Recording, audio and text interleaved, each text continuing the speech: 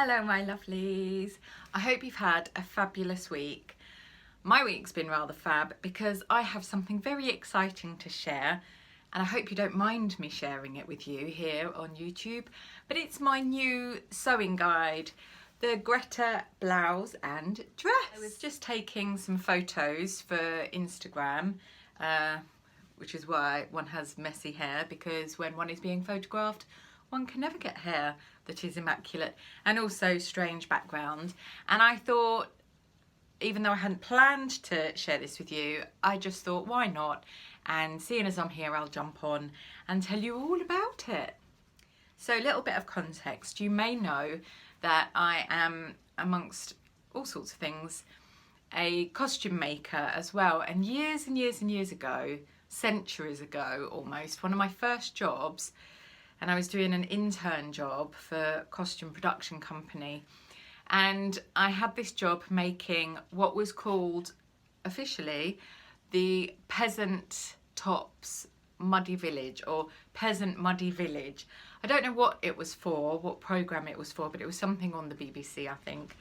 And we made all of these peasant tops out of, at the time I guess they must have been those dust sheets for when you're decorating, and we dyed them and sandpapered them and made them look really old. And when I came to making something for the summer that was all billowy and romantic and bohemian, this was what I decided to make myself. And then I thought, why not do another sewing guide, because I really love making them, and also it's sustainable sewing, which is brilliant because you just use rectangles. So there are no size limitations. It doesn't matter what your size is, what your height is, and so on, because you can just work out the measurements and use the formula that I give you. And then there are all the instructions in the guide. So I won't show all of it to you. If you did want to buy it, it ruins the surprise. But here's Myrtle May, my little lady that I draw, which you may have seen here. This is what the line drawings. I like everything to be hand drawn rather than all computer generated, because these guides are inspired by vintage sewing guides, and as you know I love all the instructions on vintage things. And then we have one of my little mantras, live to sew, sew to live.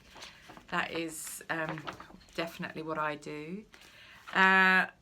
Glossary, illustration of equipment, and then here's a little peek at instructions. So I've drawn all of these, illustrated all of these, and then my lovely ex-student Charlotte has gone over them.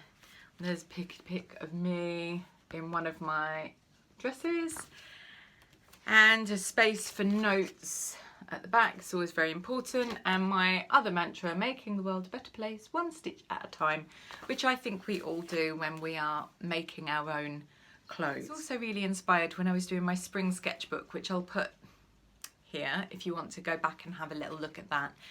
And the traditional folk dress of Eastern Europe, I just love all the Romanian blouses, embroidered blouses you get, and linen, embroidered linens from the Ukraine, and just across the globe. Across the globe you get versions of this that is just based off of rectangles really, so it's really not wasteful for cloth. And then I was also looking at Sophia Loren and this lady Maria Felix on Pinterest. Peasant style, which is not the nicest of words to be honest.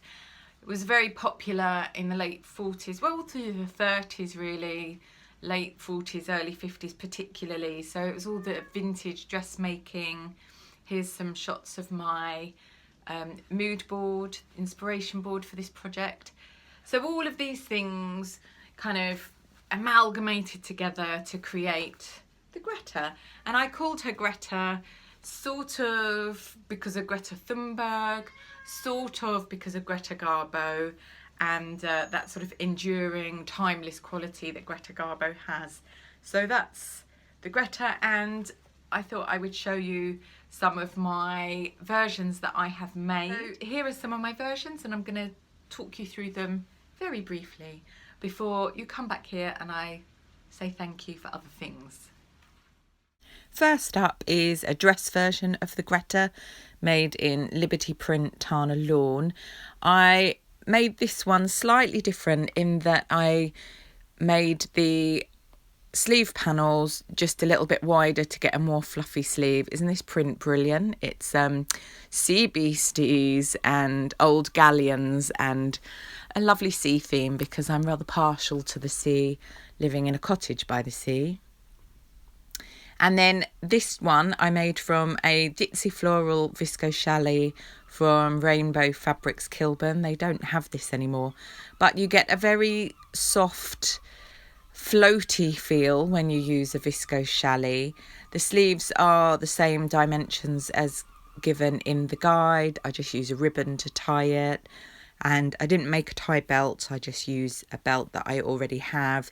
This one's fabulous. It's so floaty and romantic, and it's also the one that's photographed in the guide, and I used the fabric for the illustrations in the guide. Very proud of that one. See, smiling about it.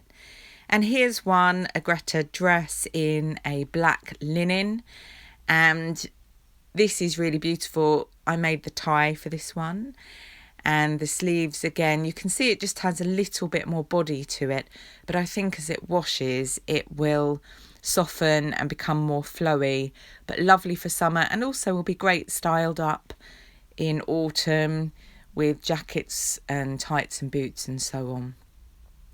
Now for the Greta blouse, made in a vintage French linen sheet and worn with one of my circle skirts. Incidentally, I also have a sewing guide for a circle skirt, but you can use any off the internet, any tutorials off the internet should you wish to make one. And this is my homage to Sophia Loren. I really love this look.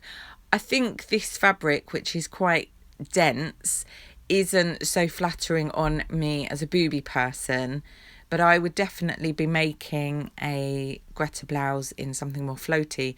And here's one I did, again with another of my circle skirts, out of a vintage fabric that I showed you in a vintage fabric haul quite recently. Absolutely love this. I made slightly wider sleeves, and I didn't do the little drawstring. I just gathered and bias bound the neckline. I could have bound it a little bit more because it's a bit wide, and I did the frilly elasticated cuff rather than a plain elasticated cuff. I really love this. I'll be wearing this all summer, and I definitely feel very Sophia Loren.